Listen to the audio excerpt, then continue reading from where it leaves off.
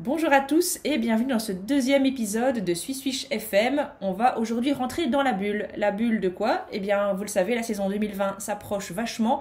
Elle aura lieu dans une bulle floridienne, dans un campus de sport qui sera entièrement dédié à cette future saison. Et on peut dire que les derniers jours ont été fort mouvementés, puisque bon, il y a eu évidemment toute la période de la draft des transferts que vous avez connue, puis maintenant c'est le moment pour les joueuses de déclarer si elles vont jouer ou pas. On a eu quelques forfaits importants, quelques mauvaises surprises au niveau des tests Covid et ce genre de choses-là, mais on commence quand même à avoir des effectifs qui ont l'air de se fixer. On a donc décidé de les passer en revue avec vous et de vous donner nos analyses, nos sentiments et peut-être même nos prévisions pour cette saison qui arrive avec toute l'équipe de Swissfish. J'en profite pour les représenter à nouveau. Vous les connaissez maintenant. Il y a Shai, notre sixième homme, si pas plus. Il y a Flo, le représentant noir, jaune, rouge. Et il y a Olivia, la représentante, est-ce qu'on dirait bleu, blanc, rouge ou vert, jaune, noir, Seattle. Enfin voilà, l'équipe, vous la connaissez. Et on va prendre le temps maintenant de passer en revue les 12 équipes avec vous.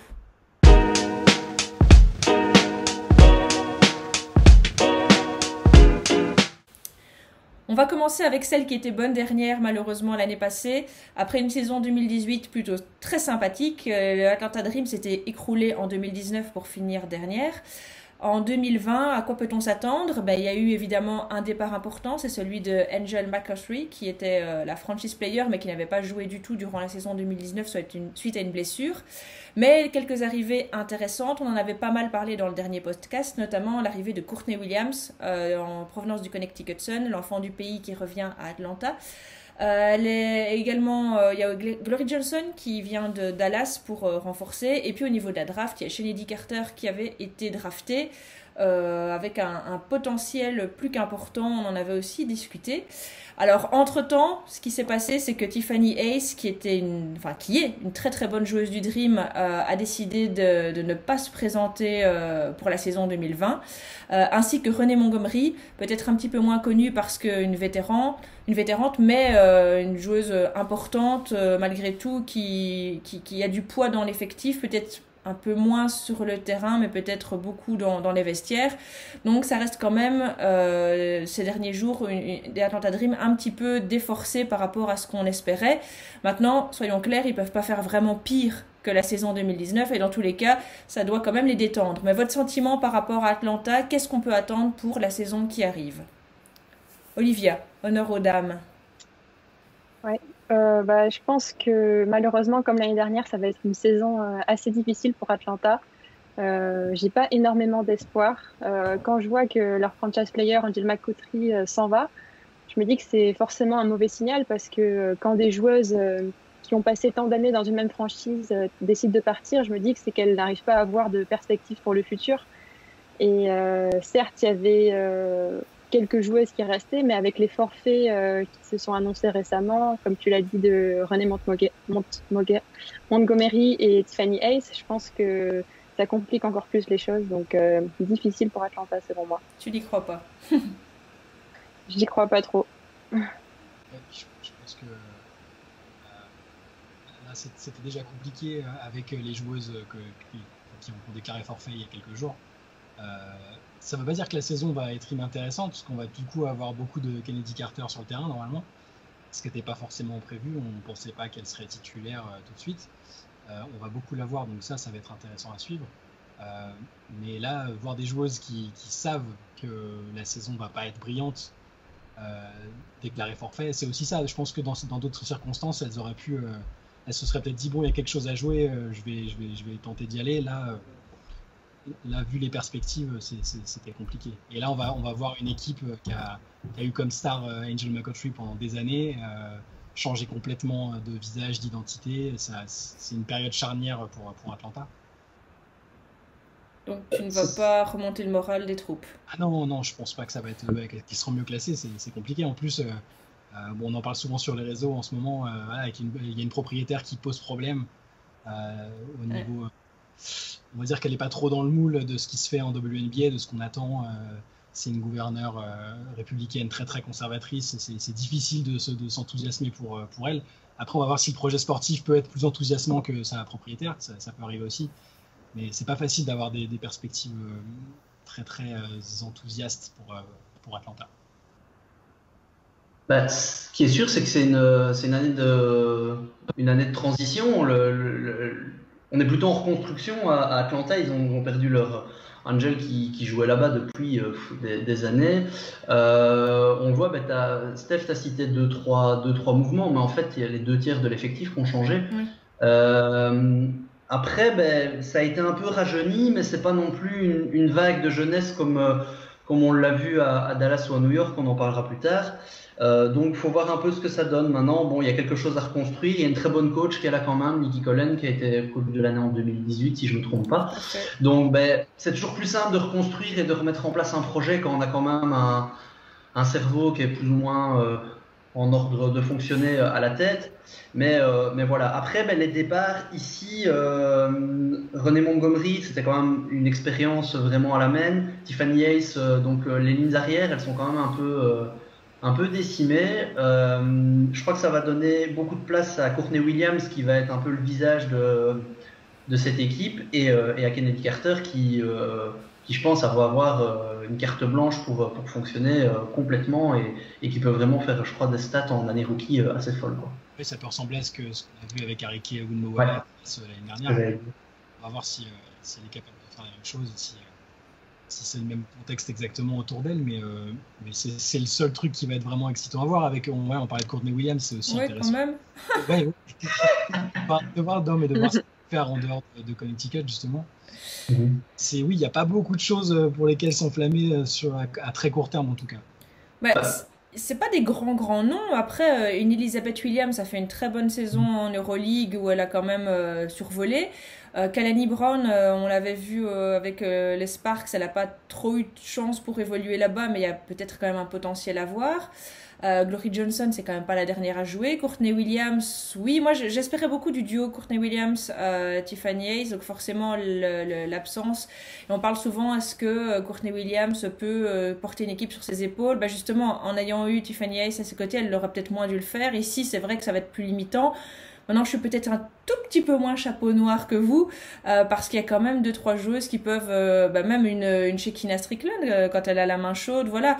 Donc, les revoir 12e, vraiment, je dis pas qu'on va les voir en play-off, mais dernière de chez dernière, ça me ferait mal, parce que je trouve qu'elles ont... Enfin, voilà, c'est clair que le forfait Tiffany Hayes est embêtant, mais elles ont quand même fait des beaux mouvements quand même dans l'intersaison. Il y a quand même quelques noms qui valent, pour moi, le détour. Je pense pas qu'elles seront dernières, en fait. C'est pas tellement le truc, c'est... Vous avez dit pas faire mieux que l'année passée. Mais ici, non, mais dans l'esprit, quoi. Mais en tout cas, je les vois pas revenir là où elles étaient avant leur accident. Non. Non, ça on est d'accord. Après, moi, je pense qu'on va quand même voir du jeu. On parlait de Dallas, je pense que ça va quand même être un contexte un peu différent, parce qu'il y a quand même plus de talent autour. Courtney Williams et Shekinah Strickland, je pense que d'un point de vue de l'attaque et Kennedy Carter, mais bon, là, il faut voir comment elle va faire son année rookie.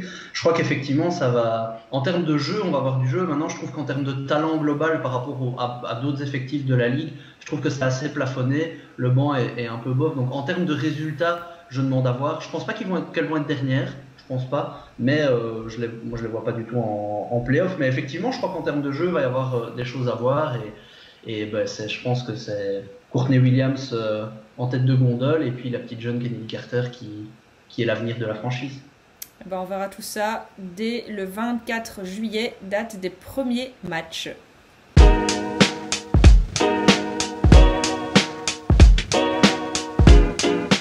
Elles ont terminé en 11e position l'année passée, une grosse déception, c'est le New York Liberty.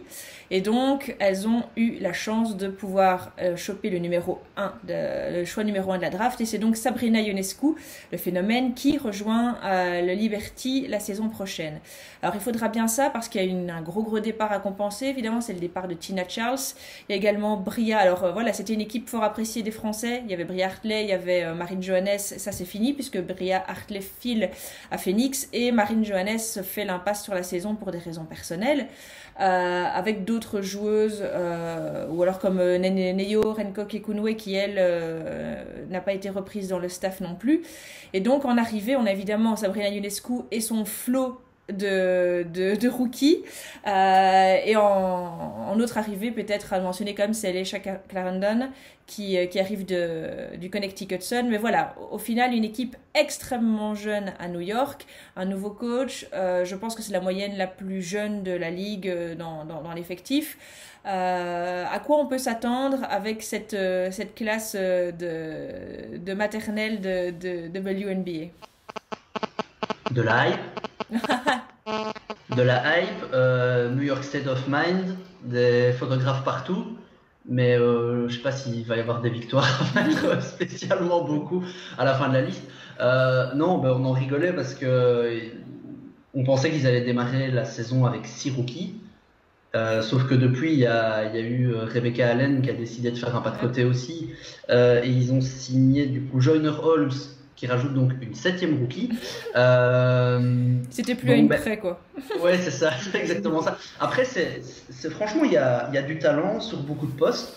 Maintenant, c'est toutes des graines que tu balances dans ton jardin. T'as pas les fleurs tout de suite, quoi. Donc, il faut un peu le temps que ça arrive. Maintenant, il y a Sabrina Ionescu elle a clairement les clés du camion. Tina Charles n'est plus là. En gros, c'est New York, Big Apple, c'est pour toi. Voilà les clés, c'est toi la reine.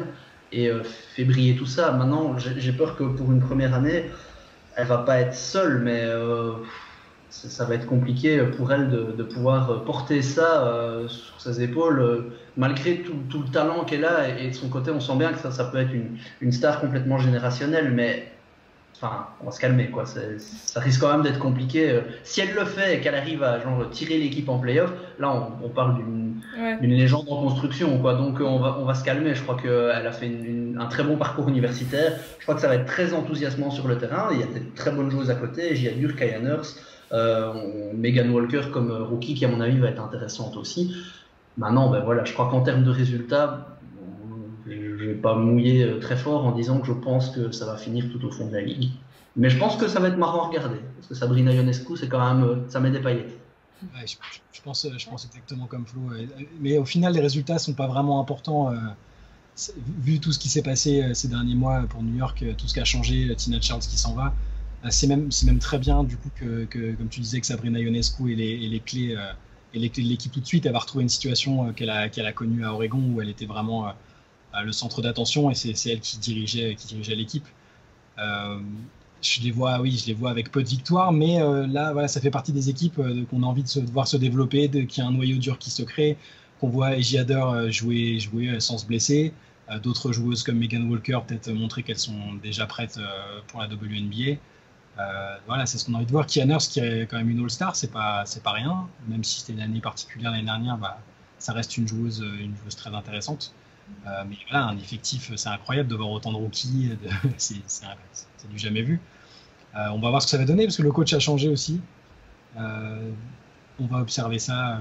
Il ne faut pas s'attendre à les voir gagner des matchs, il faut juste espérer qu'il y ait vraiment une dynamique qui se crée et qu'on voit des choses qui nous feront dire que ce sera vraiment une équipe à suivre avec un ou deux renforts marquants dans les années qui viennent. Ouais, je suis tout à fait d'accord. Je pense que l'alchimie sera peut-être un petit peu difficile à créer entre de 6 jeunes joueuses au début, mais c'est quand même une équipe avec plein de talents que j'ai envie de voir évoluer en WNBA. Je pense à Ejia Dur, par exemple, qu'on n'a pas énormément vu l'année dernière, comme tu le disais, Shai, du fait de sa blessure, alors qu'elle avait quand même été choisie numéro 2 de la draft. Donc New York avait vraiment misé sur elle pour qu'elle participe un peu à cette reconstruction de la franchise. Après, bien sûr, Sabrina Ionescu, ce talent, comme tu disais, générationnel, ça peut que nous enthousiasmer. Mais côté joueuse un petit peu moins connue, peut-être, j'ai hâte de voir Megan Walker également, qui était une junior de UConn, qui est partie un an avant et qu'on a déjà vu faire de très très bonnes performances, comme par exemple face à Team USA plus tôt dans l'année. Donc, je pense qu'il y aura vraiment beaucoup de choses intéressantes à voir à New York. Je pense qu'il ne faudra pas être trop pressé, ce qui est souvent le défaut des New-Yorkais de façon générale. Mais on s'est pris de telles douches froides ces derniers temps que là, je pense que tout le monde est bien calmé. Et pourquoi, enfin, l'idée d'avoir fait comme ça table rase, elle est séduisante aussi pour ça, parce que là, enfin, n'importe personne peut s'attendre à les retrouver maintenant disputer, et donc ça va permettre à ces jeunes pousses de justement pousser tranquillement, au moins cette saison qui va être assez particulière. Et donc voilà, clairement, je pense qu'on est tous d'accord pour dire que ce sera pas cette année que la franchise va aller peut-être décrocher des hautes places, déjà décrocher une place de play-off. Ce serait une magnifique surprise, mais ça nous paraît compliqué. Maintenant, clairement, c'est une équipe qu'on va regarder, qu'on va suivre et qu'on va suivre de très très près. Une espèce de trust the process bis, puisqu'on sait que parfois certaines techniques de NBA sont appliquées en WNBA. Donc on verra si Philadelphia, le scénario de Philadelphia marche à New York. On voit ça d'ici quelques semaines.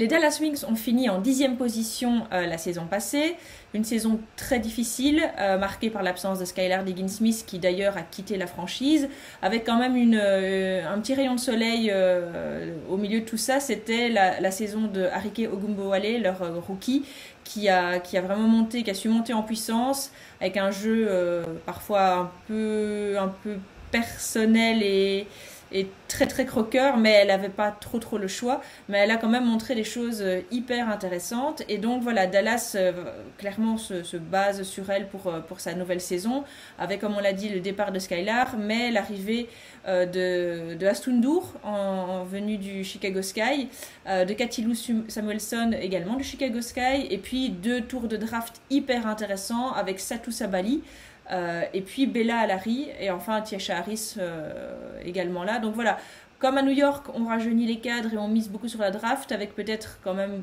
le côté un peu moins YOLO de New York. Il reste malgré tout un départ assez important, celui de Skylar, à compenser. Est-ce que dans l'équilibre, est-ce que dans la balance, Dallas peut faire mieux avec cet effectif que la saison passée, selon vous? Dans le jeu, oui. Enfin, vas-y, Shai, vas-y. Je ne sais pas si elle peut faire mieux, mais ouais, comme ce que tu t'apprêtes à dire, dans le jeu et dans ce qui s'annonce pour la suite, je trouve ça hyper excitant, parce que tu parlais du YOLO de New York, Steph. Là, c'est pas du tout j'ai l'impression que c'est pas du tout du YOLO à Dallas, et que c'est très réfléchi. Tous les choix de draft, c'était des besoins qui étaient identifiés par la direction. C'est un effectif très jeune, mais qui a du sens. Je suis pas sûr que cette année, tout de suite, ça suffira, malgré le format particulier de cette saison. Mais il y a vraiment un truc qui me paraît intelligent et bien pensé. Avec là Arike Ogunbowale qui va repasser au poste 2, Tiasha Harris qui va arriver à la main. Il y a une espèce d'ambiance NCAA de jeunes joueuses qui se crée, Cathy Lou Samuelson, qu'on a envie de voir se relancer aussi.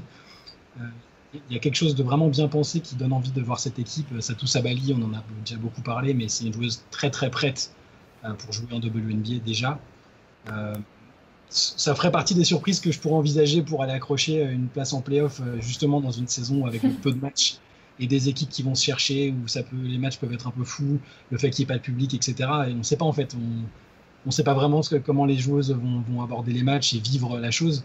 Ça peut faire partie des équipes qui, sur une bonne, si la mayonnaise prend, ça peut être plus intéressant que ce qu'on... Et toi, s'il y a Satou Sabali dans la mayonnaise, de toute façon, t'es plutôt preneur. Voilà. Fan numéro 1 de Satou Sabali. Je pense que ça va être c'est une connexion parfaite, une lieutenant parfaite pour Ogunbowale, qui va, à mon avis, encore finir ou meilleure marqueuse ou dans les 3 meilleures marqueuses de la ligue.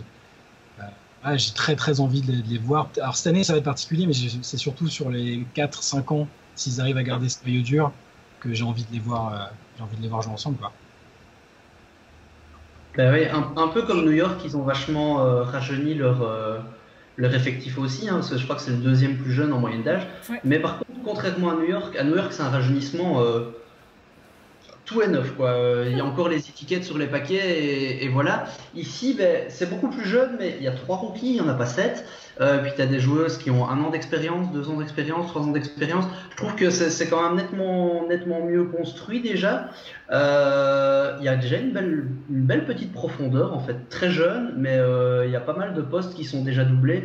Pour moi, le point principal, c'est que que ce soit Moriah Jefferson en fonction de son état physique ou Tyasha Harris, ils ont une meneuse, une vraie meneuse à mettre.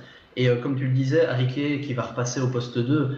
Et ça, c'est parfait parce que Harry à la main, c'est quand même très compliqué, quoi. Ils avaient une meneuse qui était à moins de 2 passes de moyenne, je crois. Enfin, bon, c'est pas, c'est pas hyper évident. Et là, elle va pouvoir juste se concentrer à ce qu'elle fait de mieux, c'est mettre la balle dans le panier et voilà, quoi. Donc, ouais, je pense vraiment que ça peut être sympa. Après, encore une fois, ben, c'est hyper jeune. Donc, est-ce que ça va gagner sur un malentendu, peut-être, à mon avis, pas des masses. Mais par contre, je trouve que au niveau du projet de reconstruction, j'ai l'impression qu'ils sont déjà une étape plus loin que New York. Ouais. Je trouve aussi qu'ils ont fait un recrutement intelligent et équilibré parce qu'on voit qu'ils ont su se renforcer quand même à différents postes. Tu parlais de Moriah Jefferson, ça va être son grand retour de blessure, elle qui avait quand même brillé au niveau NCAA. Donc ça fait déjà avec Harris deux meneuses qui tiennent bon. Puis il y a également Asto Endour dans la raquette. On l'oublie parfois, mais elle a été MVP de l'Euro. Enfin, c'est une joueuse d'expérience et de talent qui va apporter beaucoup à mon avis. Et j'ai également hâte de voir Katy Lou Samuelson, qu'on n'a pas eu l'occasion de voir énormément à Chicago la saison dernière. Je pense qu'elle peut apporter ce qu'elle sait faire de mieux, c'est-à-dire son tir extérieur à Dallas. Et ce sera sans doute un environnement un peu moins compétitif et donc plus propice pour elle dans son développement. Donc assez enthousiasmant aussi, je suis d'accord. Ouais, il y a un côté effectivement à la New York, mais moins extrême. Et donc, on pourra peut-être attendre des résultats un peu plus rapides que ce qu'on va attendre du côté de New York. On aura l'occasion de le voir. Et puis, un point à noter aussi, c'est qu'actuellement, il n'y a pas eu de changement dans l'effectif. Donc, tout le monde a l'air prêt. J'ai vu les premières photos de Satou Sabali qui portait la belle chasuble, comme dirait ma maman, du Dallas Wings. Donc voilà, on a hâte de voir ce que ça va donner et voir si Dallas peut accrocher cette année une place en play-off.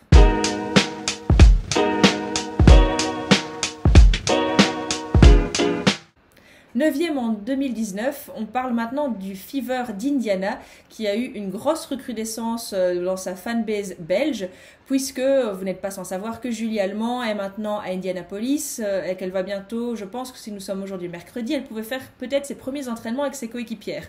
Donc effectivement, c'est une franchise qui n'est peut-être pas la plus sexy du monde, et qui malgré tout va attirer pas mal de regards du plat pays, en tout cas cette saison.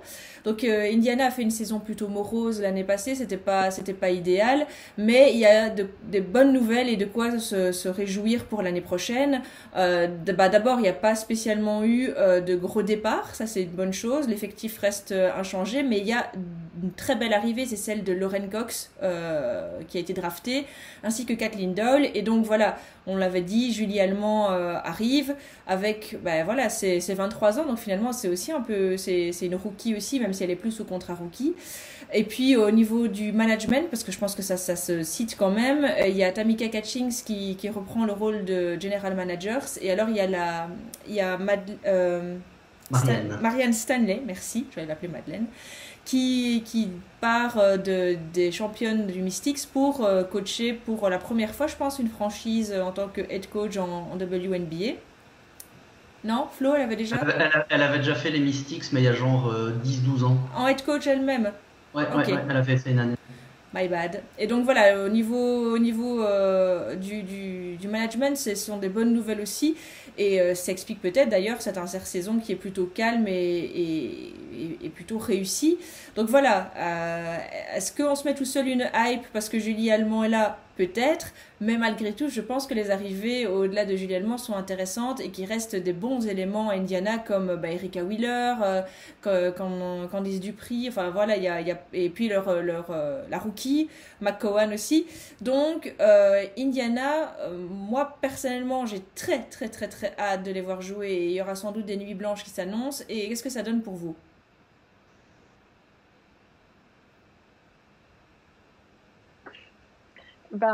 Personnellement, j'ai plutôt hâte également. Bien sûr, même en tant que Français, on a tous envie de voir les débuts de Julie Allemand, qui, comme on le dit souvent, est un peu française aussi, vu les années qu'elle a passées en championnat de France. On vous reconnaît bien là. C'est d'ailleurs un, on s'approprie les talents, c'est ça. C'est ça. Mais non, tout ça pour dire que certes, c'est peut-être une rookie sur le papier, même si elle n'a pas de contrat rookie, mais c'est quand même une joueuse qui a beaucoup d'expérience derrière elle, que ce soit en sélection avec la Belgique ou à l'Asvel, où elle a toujours eu un rôle important et un temps de jeu élevé. Donc je pense que ce sera agréable à regarder. J'espère qu'elle aura sa chance à Indiana. Et sinon, quand je regarde le reste de l'équipe, je pense que c'est un mélange assez intéressant de jeunesse et d'expérience. Certes, on a le secteur intérieur un peu du futur avec Tara McCowan et Lauren Cox, mais on a également Candice Dupri qui est là pour apporter peut-être plus d'expérience. Donc, j'ai hâte de voir ce que ça va donner. Je pense qu'ils peuvent aller chercher leur qualification en play-off et j'espère qu'elles le feront. Ouais, c'est une équipe qui a quand même un peu rajeuni son effectif.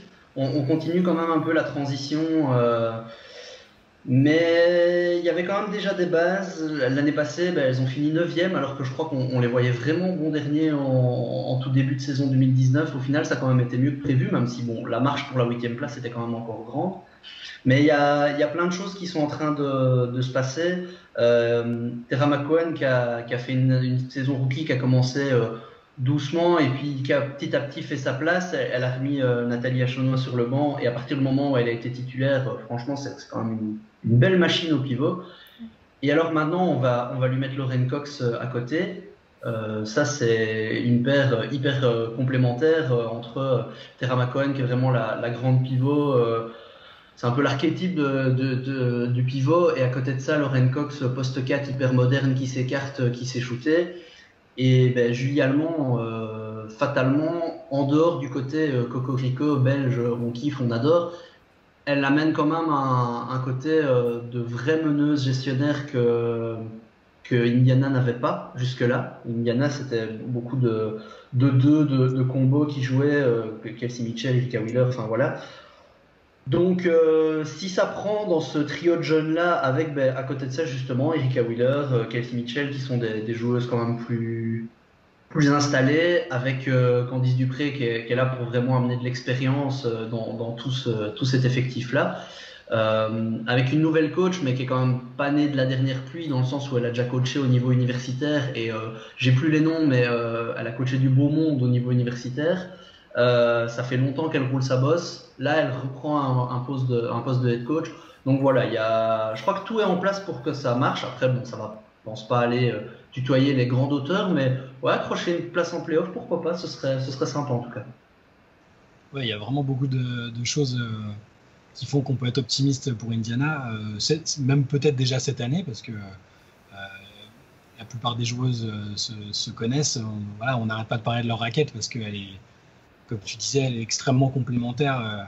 Lauren Cox, super joueuse pour s'écarter et grosse qualité de passe aussi. Elles l'ont vraiment.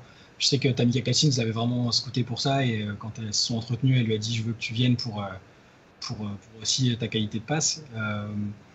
Il y a quelque chose à faire. On parlait de Julie Allemand, c'est pas juste parce qu'elle est belge que il y a vraiment quelque chose à faire. C'est une vraie meneuse, ce qu'elle n'avait pas. Tout le monde a bien aimé Erika Wheeler l'année dernière, mais c'est vrai que c'est pas une meneuse pure et dure. Le projet est extrêmement intéressant. C'est aussi là dans cette saison particulière, encore une fois, on est obligé de le répéter parce que c'est la première fois qu'on va voir aussi peu de matchs et dans ce contexte-là. C'est pas du tout impossible qu'elle soit en play-off et qu'elle fasse une meilleure saison que l'année dernière. Et c'est tout le mal qu'on leur souhaite, parce que voilà, je pense qu'on va pas mal les suivre. Moi, c'est une équipe qui m'enthousiasme vraiment. Et voilà, comme disait Flo, au-delà du côté purement chauvin. Mais moi, je me souviens que McCowan, l'année passée, elle a été hyper impressionnante. Parfois, je me souviens notamment de quelques coups de cul qu'elle a donnés à Emma Messman, notamment. Je me suis dit, waouh! Enfin, prendre la place, hein. Emma n'aime pas trop être bousculée. Et 2-3 fois, j'ai vu que c'était le genre de joueuse qui pouvait bien la saouler. Et voilà, honnêtement, sur papier, pour moi, il faut choper les playoffs. Et pour Julie, c'est vraiment l'occasion d'apprendre dans pour moi, un contexte qui est vraiment top. Parce que voilà, il n'y a pas des attentes non plus avec tous les projecteurs braqués. On se retrouve vraiment pour moi dans la configuration Emma il y a quelques années à Washington. Et ben voilà, quand on voit comment ça a fini, on peut souhaiter exactement la même chose. Et de toute façon, vous nous connaissez chez Swiss Swish. On sera aux premières loges pour voir les débuts de Julie d'ici quelques semaines.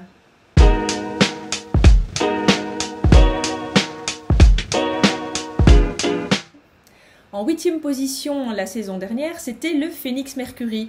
Phoenix Mercury qui avait été touché par une hécatombe de blessures assez importante. On se souvient notamment de Diana Taurasi qui avait été presque absente tout le temps. Quelques bagarres, les mini-shorts de la rookie. Bref, une saison pas spécialement exceptionnelle. Mais Phoenix avait quand même réussi à accrocher les playoffs. Oui, s'était fait sortir au premier tour par le Chicago Sky. Alors, l'intersaison, ça a bossé ferme puisqu'on a réussi à faire venir Skylar Diggins-Smith, Bria Hartley, mais par contre une grosse perte, c'est celle de Dewana Bonheur qui s'en va au Connecticut Sun, et également Leilani Mitchell, Brian January. Donc voilà, plusieurs plus petits formats qui s'en vont avec Dewana Bonheur, l'arrivée de Skylar Diggins-Smith, une Diana Taurasi qui espère, qui semble être guérie mais qui a quand même précisé qu'elle avait finalement une blessure qui est un peu permanente et avec laquelle elle doit gérer. Donc, qu'est-ce qu'on peut attendre du Phoenix Mercury dans ce contexte-là pour vous cette saison? Il y a un truc à noter, c'est que c'est une des équipes qui n'a pas perdu de star encore. Aucune n'a déclaré forfait ou est vraiment incertaine. Sur le papier, le Big Three qui s'est formé, ça a de la gueule. Toujours là. Il est toujours là et puis il a de la gueule puisque... Alors, on ne sait pas exactement quelle Diana Taurasi on va avoir, mais on a appris à parier contre elle. Hein. C'est quand même une compétitrice. C'est typiquement le genre de contexte où elle va vouloir montrer qu'elle n'est pas du tout finie et qu'elle peut encore rouler sur tout le monde.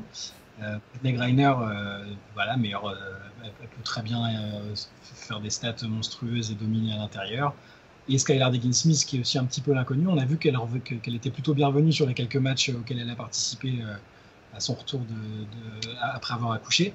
Sur le papier, c'est superbe. Après, elles ont perdu Dewana Bonheur, c'est pas rien. Et d'autres joueuses, Leilani Mitchell, c'est aussi pas rien non plus. C'est une équipe qu'on a du mal à vraiment situer parce que ça dépend beaucoup de la forme des stars et de Taurasi. Au niveau des pronostics, je pense que c'est une équipe que certains vont mettre très très haut, peut-être même en tête, parce que sur le Star Power, c'est quand même fort. Et d'autres vont mettre beaucoup plus bas parce qu'il n'y a pas trop de certitude sur la forme des stars en question. Voilà. Ouais, c'est marrant parce qu'on en a discuté rapidement avec le Phoenix Mercury FR aujourd'hui justement. Moi je suis un peu sceptique sur Phoenix. Pas dire que, ils vont pas le faire, mais je trouve qu'il y a un Big Three énorme en partant du principe que Diana Taurasi est en pleine possession de ses moyens, qui est déjà... Ça peut déjà être un questionnement, mais partons du principe qu'elle est en forme et qu'on la connaît. Il y a un Big Three de taré qui peut potentiellement être le meilleur de la ligue, mais à côté, je trouve qu'il y a une grosse disparité entre ces trois-là et un peu le reste de l'effectif. De façon globale, le backcourt tient bien la route. Bria Hartley, il y a Shatori Walker qui va venir derrière, qui vient de Washington et qui est en sortie de banc pour l'avoir vu toute l'année passée. C'est vraiment très chouette d'avoir ça dans son effectif. Mais par contre, je trouve que les ailes, c'est pas ouf du tout. Donc je me demande un peu vraiment comment ça peut tourner. Brittney Griner, c'est une force de domination énorme. On sait ce qu'elle peut faire, on sait ce qu'elle sait pas faire non plus.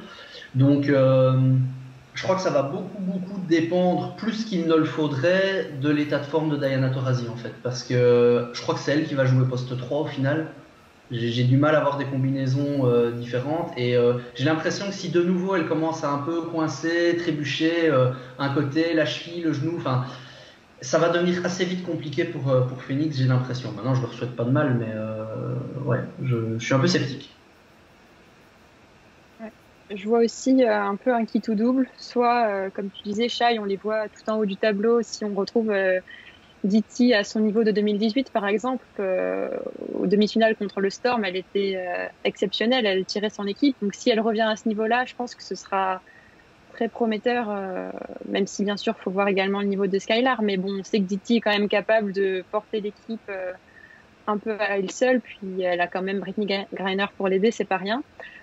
Toutefois, le Mercury a quand même perdu un peu en versatilité avec le départ d'Ewana Bonner parce qu'elle était capable de faire des choses assez différentes sur un terrain, de tirer à 3 points, d'attaquer, d'aller vers le cercle. Alors que les joueuses qui restent, que ce soit Brittany Griner ou les autres, sont un peu plus fixées à un poste précis, je pense. Donc, il y aura moins de facteurs X sur un match. Elles sont un peu plus prévisibles, à mon avis. Voilà. Il y aura quand même Bria Hartley aussi à suivre pour nos amis français qui auront bien besoin de se mettre quand même une joueuse, une bleue sous la dent. Et qui pourra elle aussi, pourquoi pas, trouver sa place dans cet effectif. Jouer à New York, ça n'a jamais été simple. Même si Phoenix, effectivement, je suis d'accord à 100% avec vous, dépend fort de l'état de forme de Diti et aussi du retour de Skylar. Je pense que ça tourne quand même déjà mieux à Phoenix, et donc on peut aussi attendre peut-être un petit peu mieux de Bria Hartley que les performances en dents de scie qu'elle avait parfois pu faire avec New York la saison passée. Donc voilà, on va voir si Phoenix finalement tutoie les sommets ou déçoit. Et on va suivre de très très près évidemment les dernières nouvelles pour voir s'il n'y a pas une défection de dernière minute, parce que sinon sur le papier je pense qu'on peut s'attendre quand même à de belles choses de la part de Phoenix, mais plus pendant des années et des années.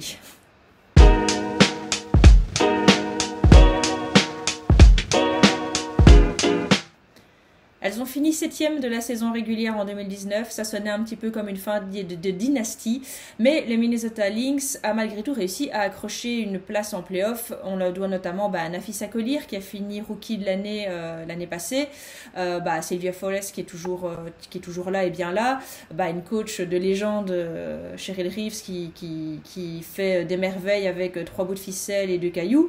Mais voilà, pour cette saison-ci, ça s'annonce pas spécialement beaucoup mieux, parce que l'intersaison a été très calme. Danielle Robinson est partie, Seimone Augustus aussi, on en a parlé dans le dernier podcast puisqu'elle est passée du côté obscur de la force aux Los Angeles Sparks. Et puis en termes d'arrivée, ça reste assez soft puisque y a Rachel Banham qui vient du Connecticut Sun. Et puis quelques joueuses par-ci par-là, et quand même deux draftés qui sortent du chapeau de Cheryl Reeves, parce que voilà, des tours de draft peut-être un petit peu surprenants. Alors du coup, est-ce qu'on peut se dire qu'une nouvelle dynastie est en reconstruction, ou est-ce qu'on est en train d'achever tout doucement la première? Qu'est-ce que vous attendez pour cette saison particulière dans la bulle floridienne? Un coup de fil visiblement. Cette saison, je sais vraiment pas trop. Moi, je crois beaucoup au projet de Minnesota, mais pas pour cette saison-ci. On voit que il fallait liquider un peu. Il y avait une fin de cycle. On repasse à autre chose. Maintenant, pour cette saison-ci vraiment qui nous intéresse, ce qui est assez bizarre, c'est qu'on a d'un côté rajeuni à fond les ailes. On a Nafisa Collier qui en année 1 a montré que franchement elle pouvait devenir, c'est déjà elle la nouvelle star quasi de l'équipe. Voir un peu, il y a toujours Damiris Dantas qui est à côté, Maïkia Herbert-Harrigan, moi c'est une rookie, je l'ai déjà dit, répété, mais en qui je crois beaucoup. Maintenant, elle va juste être rookie, elle va sortir du banc, mais je trouve qu'en tout cas il y a quelque chose qui se dégage au niveau des ailes. Après, ce qui est sûr, c'est que il y a eu pas mal de départs entre la saison passée, Lindsay Whalen, Odyssey Sims qui arrive entre temps mais qui ne jouera pas cette saison, en tout cas probablement pas. Et en plus de ça, Seimone Augustus qui est parti, il y a qui encore, et Danielle Robinson qui est parti. Je veux dire, au niveau du secteur arrière, c'est vachement clairsemé. Il y a Crystal Dangerfield qui est arrivée, qui est une petite meneuse de talent, mais qui est rookie. Donc voilà, et Lexi Brown à côté, elle n'a pas beaucoup plus d'expérience. Donc C'est assez compliqué de voir ce que va faire Minnesota. Maintenant, je pense qu'on sent qu'il y a une direction, mais c'est pas pour cette année-ci. Après, est-ce que ça va quand même en playoff ou pas? Franchement, moi, c'est une équipe que j'arrive pas à situer. Quand je me lève les jours pairs, je les mets en fin de playoff. Quand c'est les jours impairs, je me dis qu'elles vont être en dehors. Mais ouais, après, il y a une coach, quoi. Il y a coach Reeve, donc tu sais bien que ça va pas être du tanking complet, que tu vas voir du jeu et que ça va quand même se battre à chaque match. Je trouve qu'il y a un petit côté Spurs, quoi, chez le Lynx, où c'est un peu éternel, ça fonctionne toujours avec une coach qu'elle a depuis des années, ça fonctionne. Et voilà. Bon, maintenant, et je trouve qu'il y a quand même en termes de talent, c'est un peu limité cette saison. Ouais, mais je les imagine pas. Voilà, on les imagine pas perdre une tonne de matchs et être hyper loin des playoffs avec une coach comme ça. Et il reste Sylvia Fowles, c'est quand même une énorme joueuse à l'intérieur au niveau expérience.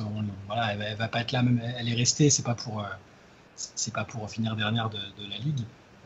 Mais ce que tu disais tout à l'heure qui était intéressant aussi, c'est que tu les vois bien, mais pas pour maintenant.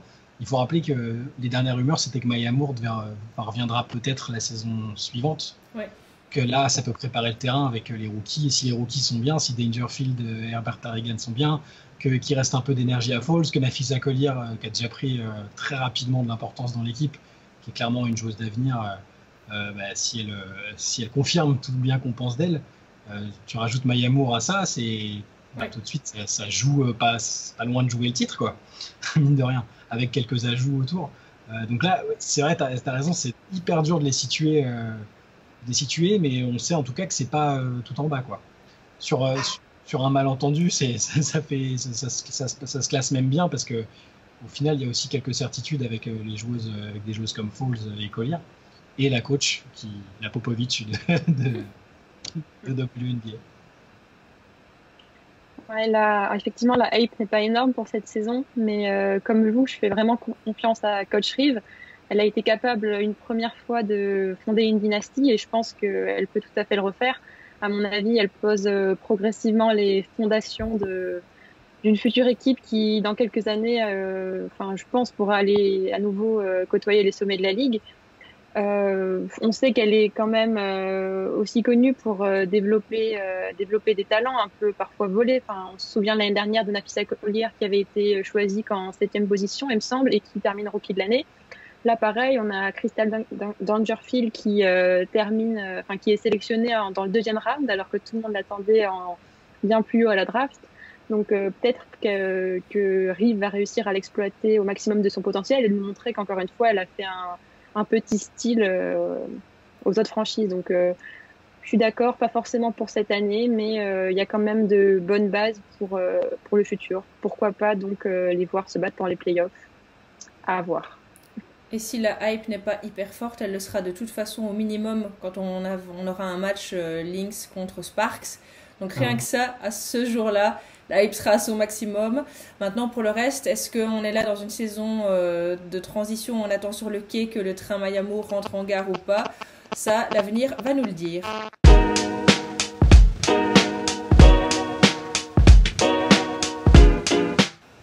Championne en 2018, 6e en 2019, une place pourtant qu'on n'espérait pas pour le Seattle Storm puisque l'hécatombe c'était pour le Storm la saison passée avec les blessures de Sue Bird et de Brianna Stewart qui a donc privé les championnes en titre de deux de leurs éléments les plus importants. Malgré tout, il y a eu des très bonnes choses du côté du Storm. Natasha Howard qui a vraiment explosé et qui a même été plus d'une fois citée dans le titre, dans la course au MVP. Alicia Clark, toujours une très bonne saison. Bref, une Jordan Canada aussi qui trouve de mieux en mieux sa place.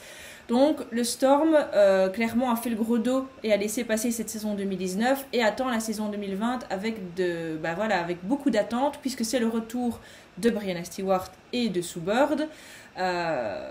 Malheureusement, le coach Dan Hughes, par contre, on l'a appris, ne sera pas du voyage puisqu'il a eu un cancer dont il est guéri, mais malgré tout, il reste une personne à risque et donc ne fera pas le voyage.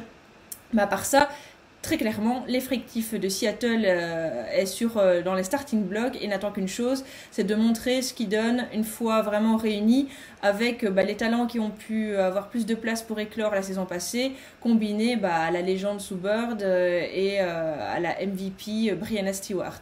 Donc 2020, on les a déjà vus dans certains classements situés très très haut. Est-ce que pour vous, le Storm, c'est un potentiel champion 2020 ?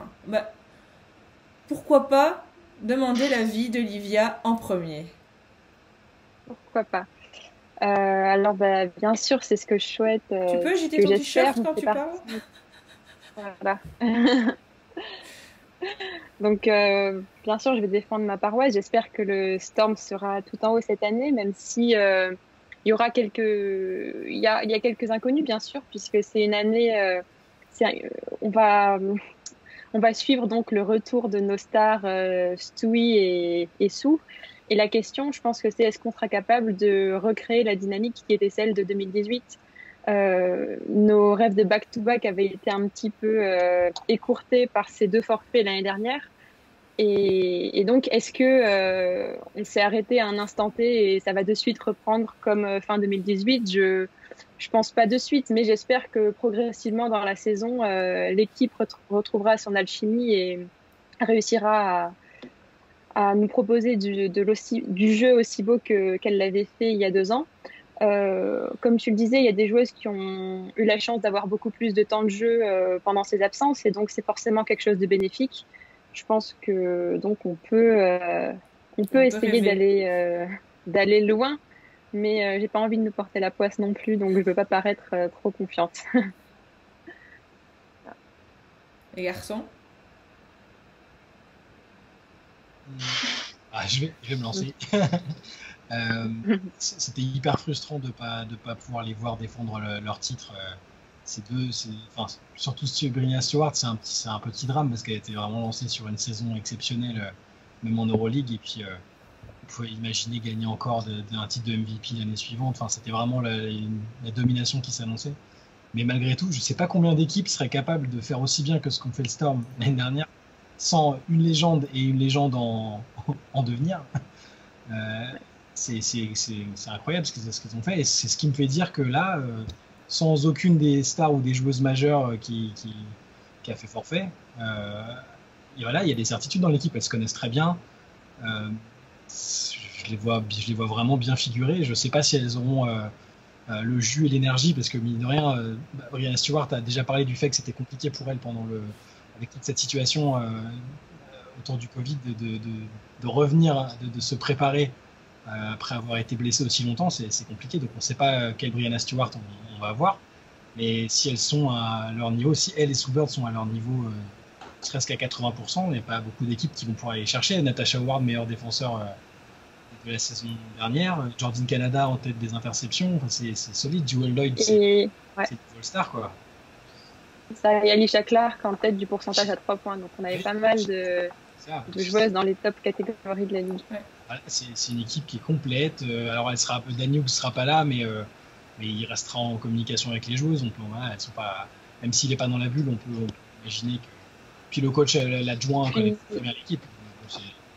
En fait, c'est une équipe sur laquelle j'ai un peu changé d'avis avec tous les forfaits qu'il y a eu autour. Au début, je me disais bon, ça va être compliqué. Il y a des retours de blessures, c'est pas simple. Et finalement, plus j'y réfléchis, plus je me laisse convaincre par le fait qu'elles vont vraiment être très très haut, quoi. Ouais, moi c'est une équipe sur laquelle j'ai pas changé d'avis, je les vois tout en haut. Après, c'est peut-être parce que j'ai encore 2018 qui est au fer rouge sur les fêtes, mais c'est une équipe déjà. Les questionnements, c'est l'état de santé de Sue et Brianna Stewart. Maintenant, Brianna Stewart, elle a quand même rejoué un petit peu, elle a réintégré le groupe des 4, un entraînement avec les 4, ça va, t'as quand même un peu de répondant en face. Alors après, effectivement, il va falloir voir comment elle a pu gérer la période de confinement, mais en fait, c'est le cas de plein d'athlètes. Alors elle revenait de blessure, effectivement, mais elle est encore jeune. Je sais pas, j'ai pas d'énormes craintes par rapport à ça.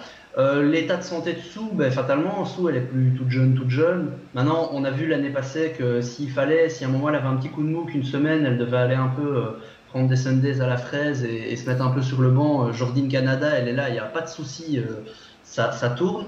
C'est un effectif où tout le monde connaît son rôle. Limite, le seul petit truc qu'il pourrait y avoir, c'est que Natasha Howard, elle a vraiment pris une ampleur énorme l'année passée. Et il va falloir qu'elle retrouve une place plus en retrait avec Breanna Stewart. Maintenant, ça fait quand même 2 ans.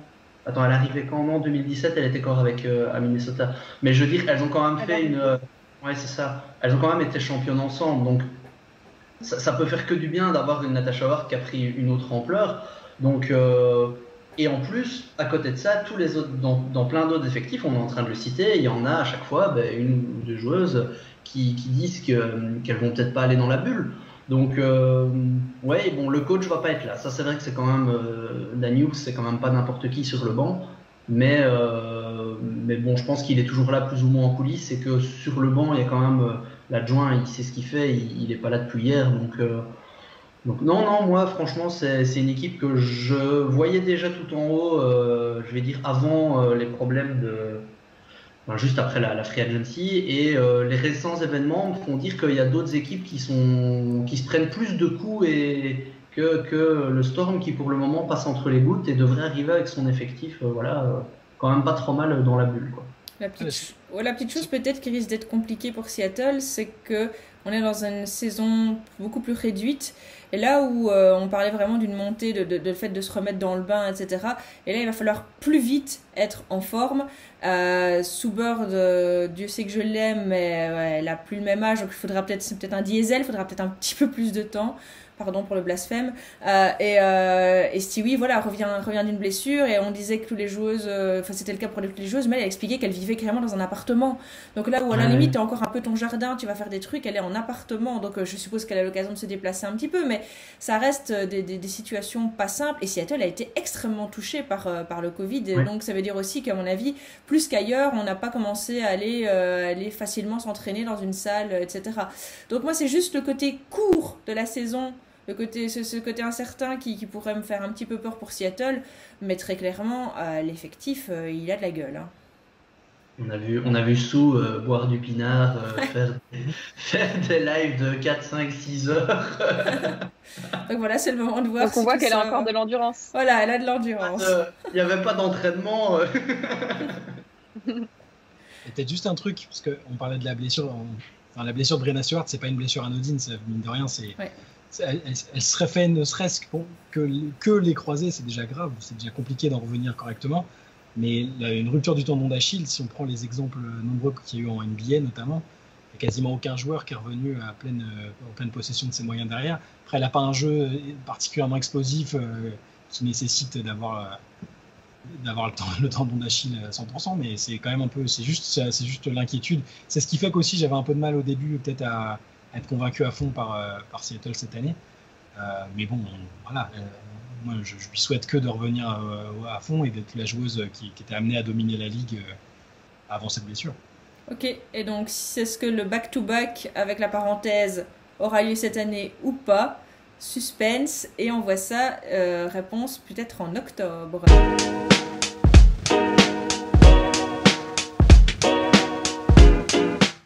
Cinquième de la saison régulière, c'était le Sky de Chicago avec une très très belle saison. Une saison inaugurale pour le coach James Wade qui finit coach de l'année pour sa première expérience en tant que head coach d'une équipe de WNBA. Courtney Vandersloot, toujours impériale à la passe et qui finit donc meilleure passeuse de la saison. Et puis l'éclosion de Diamond DeShields qui a également fait une saison impressionnante. Tout ça conduit le Sky en play-off. On ne reviendra pas sur la très douloureuse et controversée élimination face aux Las Vegas Aces, mais de toute façon, la saison du Sky était de toute façon une belle saison. Pendant l'intersaison, ça a été assez calme. Il y a Stundur qui est parti aux Wings avec Cathy Lou Samuelson. Mais puis en termes d'arrivée, on a surtout Sydney Colson qui est venue des Aces, et voilà, c'est un peu un coup dans l'eau puisqu'elle a malheureusement été testée positive au Covid-19. Elle a donc été écartée pour le moment et elle pourra rejoindre la bulle floridienne après 2 tests négatifs. Donc ce ne sera pas tout de suite. Il va sans doute falloir attendre avant de voir Sydney Colson. Par contre, un nom important à rajouter, on a vu James Wade s'en réjouir, c'est Ruthie Ebard qui a été drafté. Donc voilà, quelques ajouts, quelques départs. Est-ce qu'on s'attend à voir le Sky au même niveau et donc aller chercher une belle place en play-off et peut-être aller chipoter les têtes de série? Quel est votre avis sur la question? Il y a deux façons de voir le truc. C'est-à-dire que soit on se dit que c'est une équipe qui a des certitudes, qui n'a pas beaucoup changé et qui a montré vraiment déjà de très belles choses l'année dernière et qui donc sera forcément plus prête que beaucoup d'équipes dans le doute. Ou alors on peut se dire l'effet de surprise ne peut plus fonctionner, les équipes savent à quoi s'attendre, elles vont cibler Vandersloot, elles vont faire en sorte que The Shields ne prennent pas feu et du coup ce sera plus compliqué pour elles, quoi. Là le forfait de Jantel Lavender qui était quand même titulaire, alors c'est problématique, mais d'un côté avec Ruthie Ebard, a priori à l'intérieur on va être amené à plus la voir et je pense qu'elle est relativement prête à jouer. Donc plutôt optimiste pour Chicago, c'est difficile de ne pas l'être, l'équipe tourne bien, ça joue bien au basket, l'élimination c'est la plus rocambolesque qu'on peut imaginer, à peu de choses près, elle passait encore un tour et qui sait après ce qui peut se passer. Donc plutôt optimiste, mais attention à ce que justement l'effet de surprise ne se transforme pas en mauvaise surprise. Ouais, moi je pense que je les vois quand même faire un peu mieux. Parce que comme tu l'as dit, il y a quand même de la continuité. On va être sur une saison super courte. Enfin super courte, quand même 2/3 de la saison. Donc les équipes qui peuvent arriver avec des certitudes, le groupe n'a pas changé, elles savent comment elles jouent, même coach, en gros c'est... À la première journée, en gros, elles savent déjà quels sont leurs rôles. Il n'y a pas de briefing à faire, on est reparti. Donc ça, je pense que ça peut vraiment, vraiment jouer pour elles. Après, est-ce que derrière, ça va faire mieux en play-off? Ça, je suis pas sûr du tout. Maintenant, on va voir comment va se passer la saison. Parce que la saison passée, en attaque, c'était génial. En défense, c'était quand même nettement plus moyen.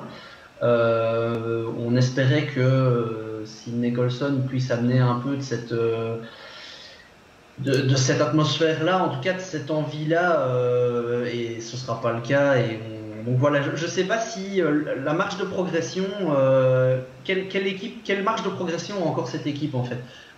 Pour moi, ça pouvait être éventuellement améliorer la défense, et ça pouvait être sur des jeunes joueuses comme Diamond the Shields ou Gabby Williams, qui à mon avis va avoir plus de place aussi. Maintenant, est-ce que ces joueuses-là vont pouvoir passer le cap suffisant pour vraiment faire passer un cap à l'équipe? Ça, c'est une vraie question. Maintenant, je pense qu'on a vu James Wade faire de très belles choses avec l'effectif la saison passée, donc j'imagine quand même voir d'aussi belles choses cette saison. Je pense vraiment que Diamond the Shield, elle a encore une belle marge de progression, elle en a encore dans le moteur et qu'elle est vraiment en train de monter dans sa carrière. Voilà. Après, quel est le plafond de cette équipe? Ça, c'est une vraie question, mais je pense qu'on devrait voir de belles choses, effectivement. Ouais, je vois aussi le Sky réussir à confirmer sa place dans les 5 premiers de la ligue, disons. Après, comme vous le disiez, l'ascension a été tellement exponentielle l'année dernière que je pense pas qu'elle puisse... je pense qu'elles vont peut-être continuer à monter, mais pas de manière aussi importante. Donc, pourquoi pas aller en demi-finale cette année? Mais je sais pas si je les verrais déjà aller chercher le titre.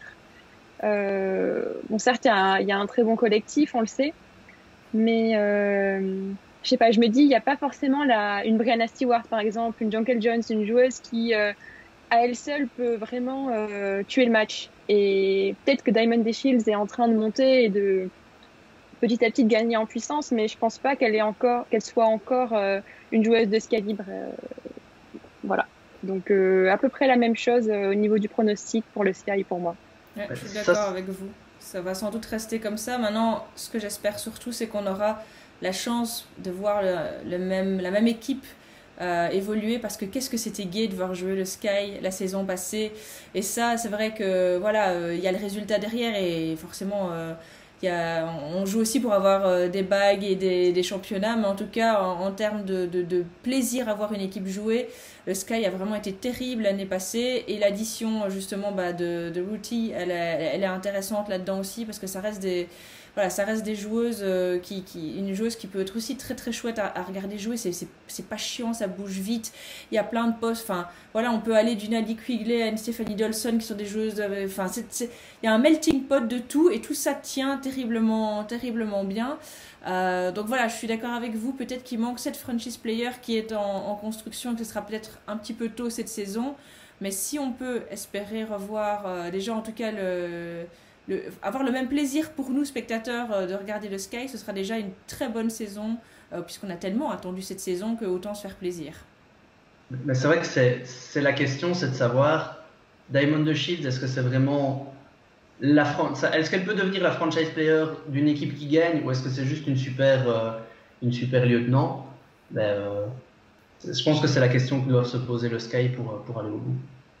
Et on aura sans doute la réponse d'ici quelques semaines.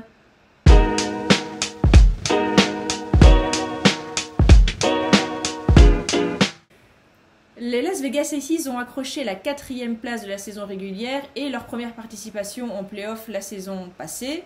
Une belle surprise, c'était l'éclosion de Derricka Hamby comme 6e meilleure joueuse de la saison.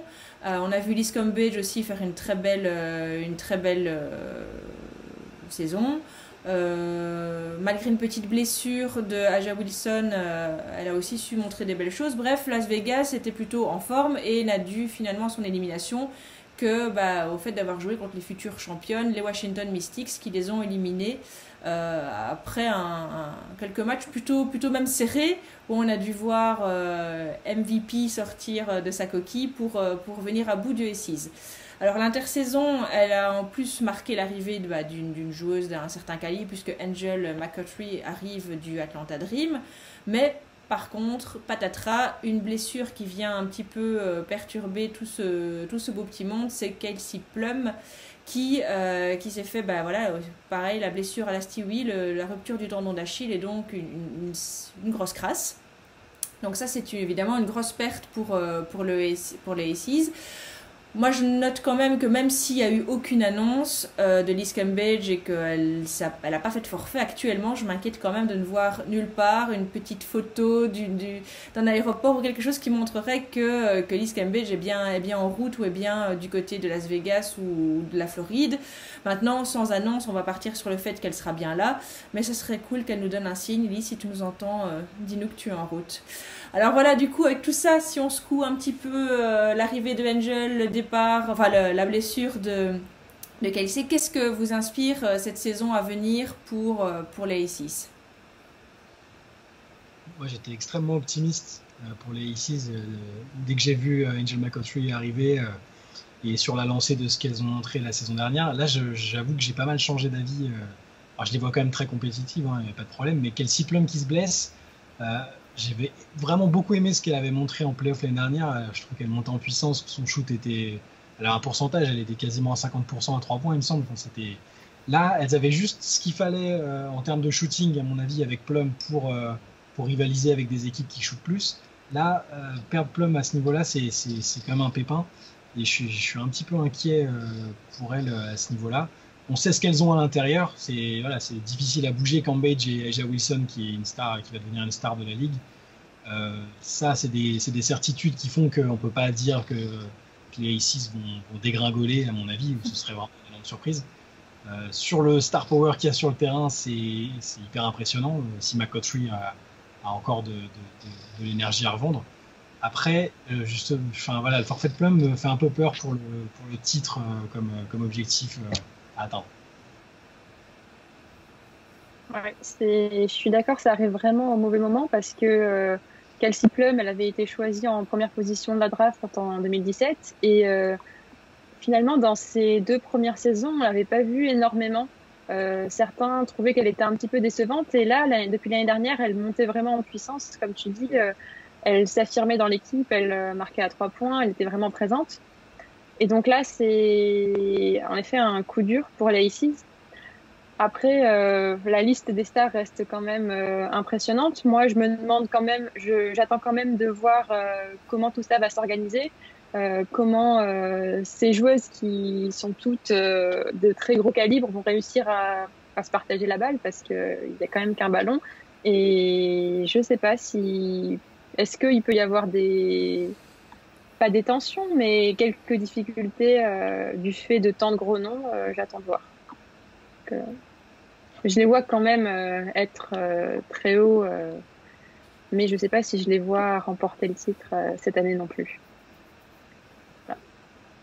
Voilà. Moi, je vais mettre mon costume un peu négatif, mais de toute façon, j'ai déjà l'étiquette du hater des 6, donc c'est pas très grave. Non, parce que moi, il y a quand même un truc. Il y a, franchement, en termes de talent et de qualité de nom couché sur le papier, c'est peut-être. Il n'y a pas beaucoup d'équipes qui rivalisent avec ça. Je pense que c'est vraiment l'effectif le plus talentueux de la ligue. Là, il n'y a pas de question. Je pense qu'en termes de résultats, je ne les vois pas vraiment sortir d'un top 4-5, parce que rien que sur le talent, ça va gagner des matchs, faut pas déconner. Mais par contre, je trouve qu'il y a quand même un truc qui est un peu construit bizarre dans cet effectif-là, c'est en termes de shooting et de spacing, je suis très très très sceptique de ce que ça peut faire.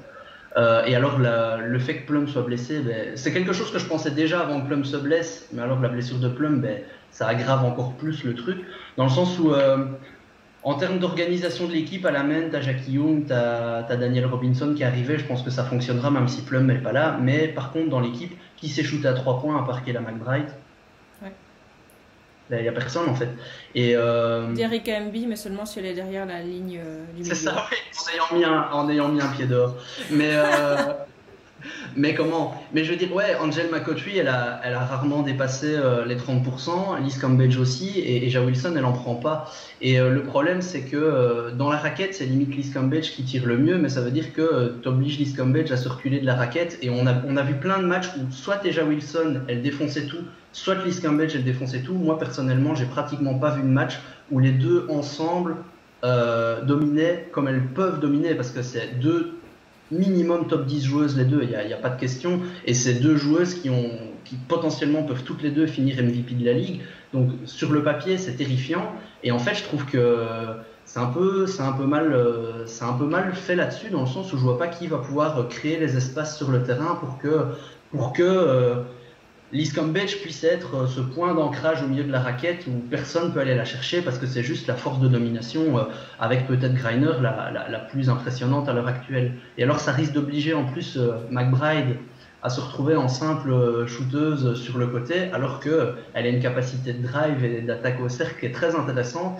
Et donc je trouve que j'ai l'impression qu'en fait le coach va pas réussir à tirer le meilleur potentiel des noms incroyables qui sont sur le papier, et je trouve ça un peu dommage. Au niveau de la répartition de la balle, j'ai pas trop peur, parce que je pense que gérer des égos, Bill Laimbeer saura le faire. Mais voilà. Maintenant, au niveau de la régulière, j'ai pas de question, hein. Ça va finir 3e, 4e, voilà. C'est ce que j'allais dire, pour rebondir sur ce que tu disais, le coach c'est Bill Laimbeer quand même, donc c'est un mec qui a déjà gagné un WNBA et qui tout de suite fait performer ses équipes. Il arrive à amener un mental dans ses équipes comme aucun autre coach à mon avis dans la ligue. Donc on peut peut-être lui accorder le bénéfice du doute. Je pense qu'il peut trouver une formule qui marche, peut-être avec des joueuses dont on n'a pas parlé ou qui vont se révéler. C'est aussi possible. Il va devoir goupiller quelque chose. Tu attends beaucoup de Caroline Swartz, je pense. Voilà. C'est vrai, je partage aussi les inquiétudes de Flo, hein, mais c'est fou parce qu'avant le forfait de Kelsey Plum, j'étais vraiment hyper optimiste. J'étais prêt à mettre la maison sur les Aces au moins en finale. Et là, ça m'a peut-être fait m'apercevoir qu'il y avait effectivement d'autres problèmes, et j'ai un peu peur pour elle, quoi. Là, ça sera l'occasion de voir si le basket proposé par le Aces est donc beaucoup moins axé sur le shot et dans un style un peu différent des autres franchises, sera payant ou pas. Est-ce que Bilou va réussir encore une fois à nous surprendre? Réponse dans quelques semaines.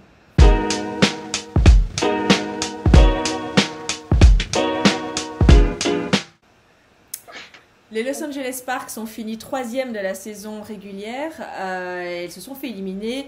On s'en souvient avec beaucoup de douleur face au Connecticut Sun, beaucoup de douleur et aussi un coaching plus qu'approximatif, avec cette scène insoutenable d'un benchage sauvage de Candace Parker qui laisse toujours les fans, non pas seulement les fans des Sparks, mais les fans de WNBA complètement abasourdis.